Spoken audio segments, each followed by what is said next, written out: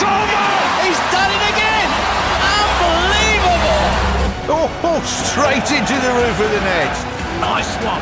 Straight down the middle. So, a good performance. Hello and welcome to Firstpost. I'm Rupha Ramani. Let's get started.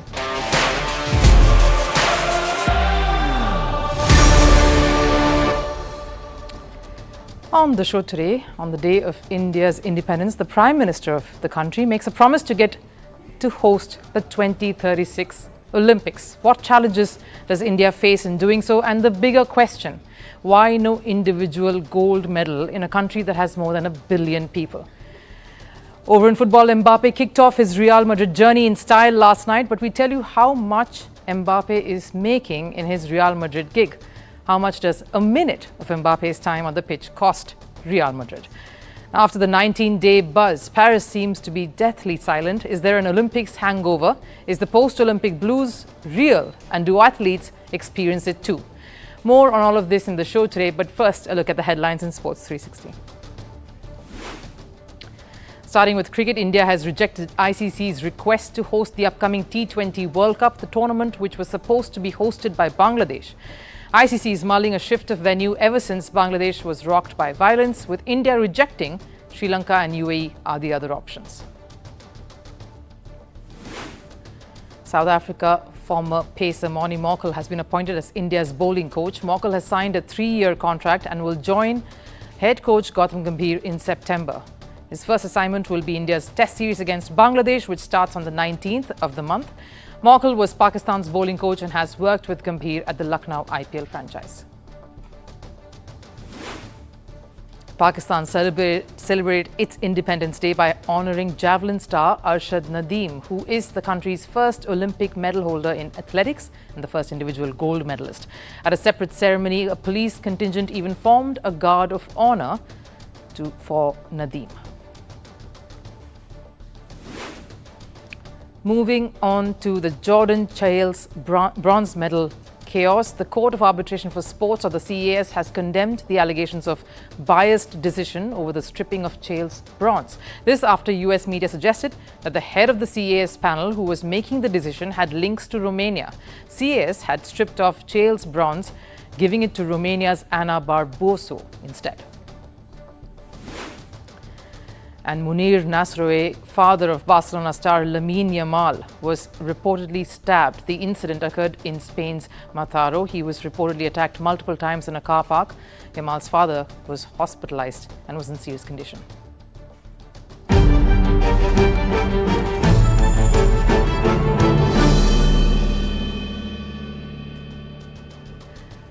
India celebrates 77 years of being independent today, and with the Paris Olympics just concluding, it gives everyone invested in sports a good time to reflect. Reflect on the games that went by. So much has already been said about India's medal haul, not even matching that of the Tokyo edition, the last one. India, in fact, finished with 6 medals, and a very, very slender possibility of a 7th ended late last night when CAS denied Vinesh Phogat's appeal for a joint silver.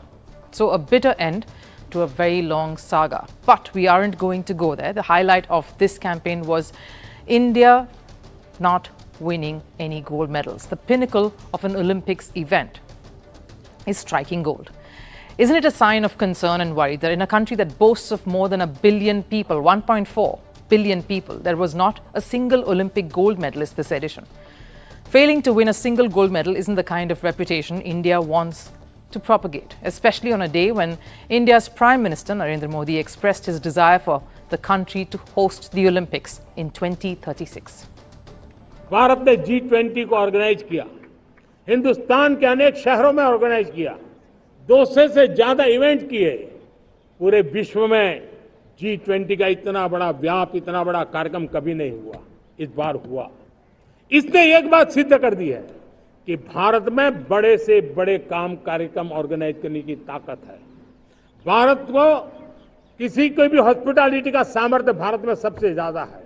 अगर ये सिद्ध हो चुका है तो साथियों, हिंदुस्तान का सपना है कि 2036 में जो ओलंपिक होगा वो मेरे हिंदुस्तान की धरती पर हो। इसके लिए हम तैयारी कर रहे हैं, उसके लिए हम आगे बढ़ेंगे। The 2036 Olympics is still 12 years away. A lot of groundwork will be done before that because winning the bid to host an Olympics itself is a massive challenge. And how does it work? Now, there are two committees who are responsible for overseeing the entire process involved in selecting a host. The IOC has two dedicated bodies, the Future Host Commission for Summer and another one for Winter Games, who play a vital role in deciding who the host country for the next edition and the one after would be. The votes will be cast via secret ballot. The host will be chosen by a majority of votes cast by each active member. The IOC currently has 99 members. These members include, of course, active athletes, former athletes, presidents or senior leaders of international sporting federations or organizations that are recognized by IOC. But even before India gets to that, the concern over India's competence on the world stage as contenders has to be addressed. Sure, every medal is a significant moment, a significant achievement, but for a country with such a massive population, not even winning one gold leaves many asking questions, especially when countries with far lesser population are doing much more.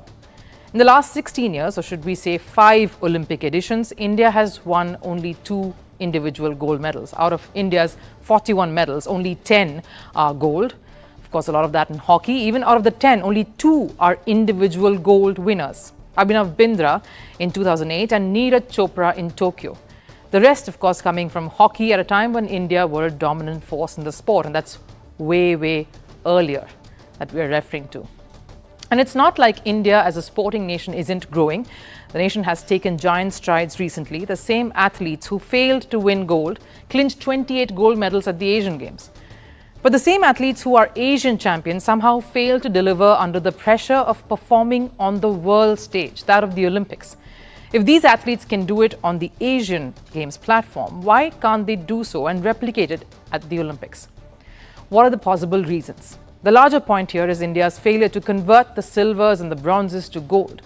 Is pressure getting to the Indian athletes? Because everybody talks about quality, talks about infrastructure, but they fail to address the bigger issue, the mental aspect of it, the champion mindset. When Neeraj Chopra won silver at the Paris Games, he apologized that he couldn't win gold. When shooter Bindra clinched gold in Beijing, the competition was tight until Bindra's last shot, and he dedicated all of the years to get to that place, to win a gold. And to do that, you need to soak up the pressure, you need to display a champion's mindset. And condition your mind to believing that India can win against any nation. That killer instinct, that seems to be lacking. So where does this stem from? The factor that contributes to this is a lack of sporting structure. Sure, the population is 1.4 billion, but how many are directly or indirectly involved or invested in sports? Let's look at some numbers. Only 5.56% of India's population are directly or indirectly involved in sports in the country. Compare this to countries like China and USA, and the numbers are telling. USA, 20%. China, it's a whopping 24%. They are way ahead of India, and that shows in the medal tally too. These numbers are, of course, based on a private survey done, and it establishes a stark difference. The importance of sports isn't something stressed upon from a very young age in a country like India. Unlike USA and China, where athletes are prepared from the time they are small, from the time of their childhood. For them, it's a way of life. It's a pattern that is part of the conditioning. Which brings me to another crucial factor, the disparity between male and female when it comes to sporting opportunities. In India, that seems to be a burning issue. For the first time in the history of Olympics, equal number of male and female athletes participated at Paris. Great. But for India, out of the 117-member contingent, 70 were male and 47 were female. What about USA? The country sent 314 women athletes and 278 male athletes to Paris. Women athletes are critical, just as critical to a country's sporting tradition and dominance as are male athletes. A huge aspect in a country's success at the world stage. Ask USA or China or even Australia this. The contribution of women to their medal tally was immense. These numbers will drive home the point that I'm trying to make. India only had 1 woman medalist in the list among 6. That is 25% because Manu Bakar contributed to 2 of those medals. Look at USA. Nearly 60% of the medals came via female representation. This is taking the mixed events into account too. China and Australia ahead, crossing the 60% mark, 62% in fact. is one of the countries. It's a huge gap that India is miles away from filling. And to take this point further, how many of the Paris-bound Indian athletes had taken part in major sporting disciplines? Before Neeraj Chopra, India did not have a face in athletics. Even in track and field events, the country continues to struggle at the big stage. So the failure to compete dents India's chances further, and even those who are competing are happy to settle for silver or bronze. Maybe India needs to start asking, if it isn't a gold, is it a failure? Because if India dreams of hosting an Olympics, the dream has to start with conquering the Olympics. The mind needs to win the battle first, and that champion mindset is what India needs to start developing and honing.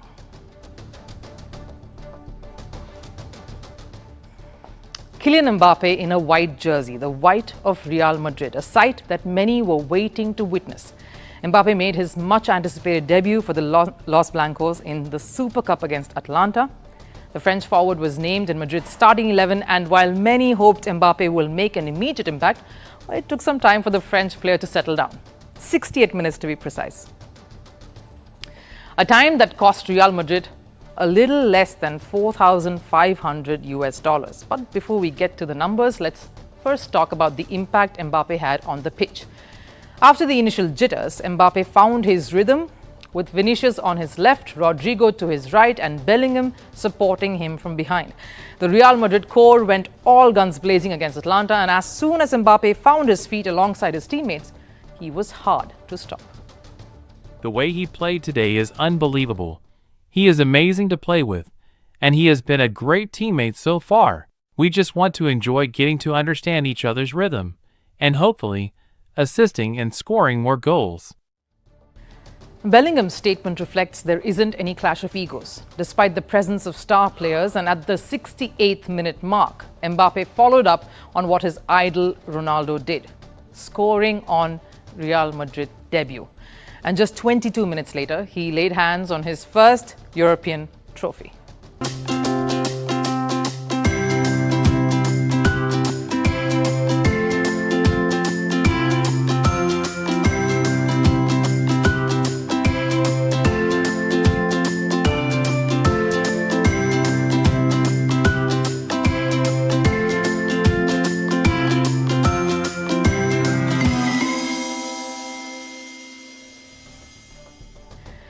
So it took Mbappe one outing to win a European trophy, which he couldn't in all of the 6 years he was at Paris Saint-Germain. And it looks like this is first of many for the 25-year-old to come. And going by the way Real Madrid performed against Europa League winners Atalanta, they will be a dominant force in Europe. But our story today isn't about what Mbappe stouted to achieve on the field during his spell at Real, or how dominant Real will be with Mbappe's inclusion. No. I want to tell you what Mbappe's stint with Real is going to cost them, because every masterclass comes at a price. This one does too, and will continue to do so. Every minute that Mbappe walks onto the pitch, Madrid are splurging cash on him. Just to put it in simpler terms, one single goal Mbappe scored cost Real Madrid $65. Not talking about the build-up or the quality of the goal and the celebration that followed, the time he spent for that. A minute on the pitch, $65. Everyone was aware that Mbappe took a pay cut to join Real Madrid, but even after that, the amount is staggering. Through the year, Mbappe will get $34 million. His monthly wages brings it down to $2.9 million. To give you the Indian sports fan here an idea, Mbappe's monthly salary alone is more than what global cricket icon Virat Kohli earns at the lucrative IPL in an entire year. Kohli earns around $1.9 million annually from IPL. Mbappe earns more than that in a month for Real. And to break it down further, every day Mbappe walks onto the pitch, or even if he doesn't, a day spent chilling or say catching up at the Monaco GP, the superstar will still get paid a staggering $94,000. So Mbappe is raking in dollars even when he's just breathing. But for Real, that is not an issue. The most decorated club in Europe currently would not mind spending all of that on the future superstar. And Mbappe's addition will bring in more revenue. With his name, more endorsements is set to follow. Wherever Mbappe plays, they will be fanfare. And then there are, of course, the TV rights. That will get a big boost with the arrival of this star. plus jersey sales, the merchandise, all the works. Because who doesn't want a number 9 with Mbappe's name on a Real Madrid jersey? So even if it feels like Mbappe is costing Real Madrid a lot, his dribbles, the magic, the guarantee and the promise of trophies and the brand that comes with the Mbappe name, it's an investment Real is making for the future and the future of the club. Now, what happens when you're hooked onto something and it suddenly stops existing? Paris had been the center of the world for 19 days, with athletes and fans from all over the world making it their home. The festivities, intense competitive spirit, color and vibes took over, and for that time, the entire city had transformed, something that the French government had been working towards for years. Now that it's all winding down back to normalcy, the question is there an Olympics hangover? For the ardent fans who watch it live and on TV screens or digital screens at home, a big yes. For the Parisians, they probably do not mind reclaiming their city and getting back to their routine, minus the annoying tourists, though they would wish for some things to remain the same. But what about the athletes, and what does the term post-Olympic blues really mean? Here's a report.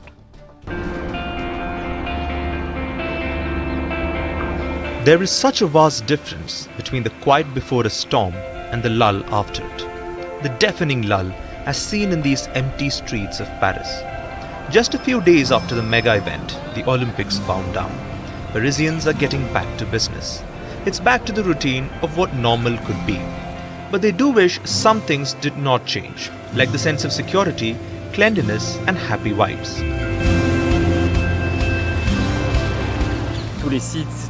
All the sites, all monuments were a real advertisement for the city, for the future, I'd say. And it went very well. There were a lot of questions about getting around, about transportation, how to deal with tourists. And in fact, for me, there were no problems. For the authorities, there is a mixed sense of relief and dread.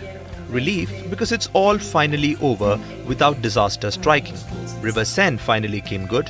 The criticism over the opening ceremony has died down. Some pomp and show at the closing ensured tongues stopped wagging. Some crying foul, and that will continue, but overall, no massive glitches to worry about. So President Macron breathes a sigh of relief. For years and years, many people told us that it was not possible. For years, months, weeks, everyone told us that it was not feasible, that the opening ceremony was madness, that security was not insurable, that the river Seine would never be swimmable, that the French could never be in the top 5 on the medal table. There were a lot of experts from whom we have heard a lot in recent years saying that everything you have done in recent weeks was impossible. Well, thank you, because you have done it. So bravo to you. But this is short-lived. There is a political deadlock that France was in the middle of when the games took over. There's a question of the next Prime Minister and what the future holds. So France will have to contest with a reality check of sorts. Whatever they hoped would be swept under the carpet will have to be faced. The former Prime Minister, Gabriel Attal, was in charge in a caretaker role through the games. But the clock is ticking and Macron is under pressure to name a new Prime Minister. Merci beaucoup, Monsieur le Ministre.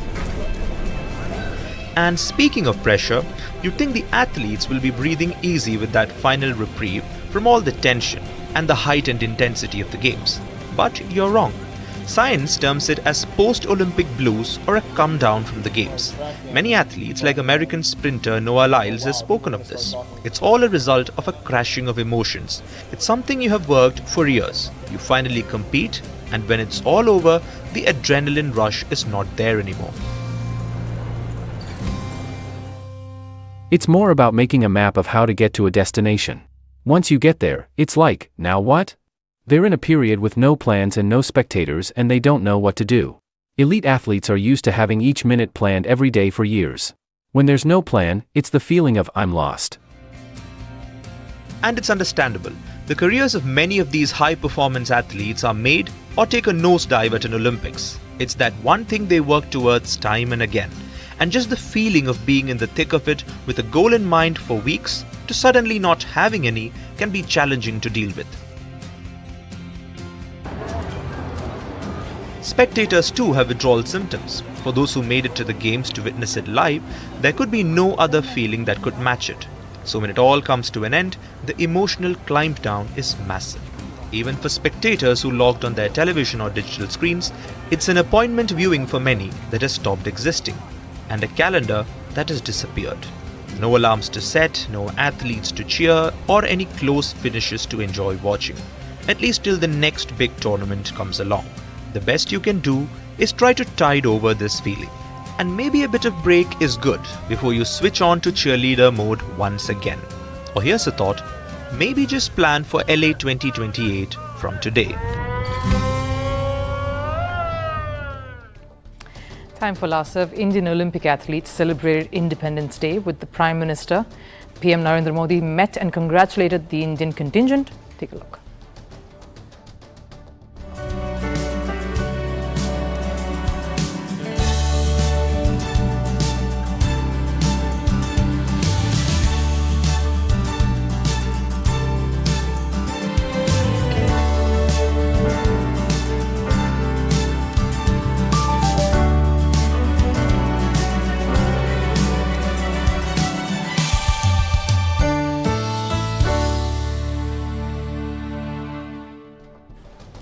Well, that wraps up Firstpost here for us. Thank you so much for tuning in. Do have a lovely day. I'll see you again tomorrow though. Till then, take care. Bye.